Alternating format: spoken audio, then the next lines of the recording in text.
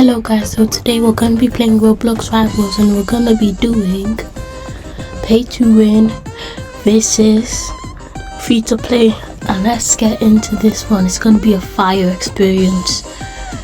And yeah, okay, so now I start off with the free to play.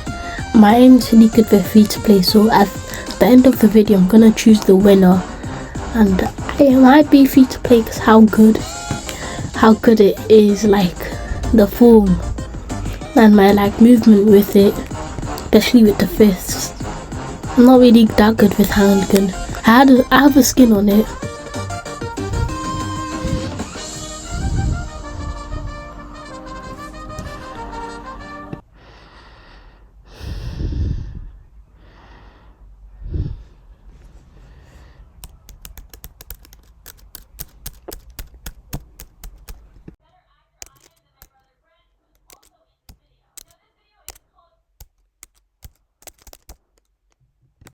Okay, enough yapping, let's lock in now.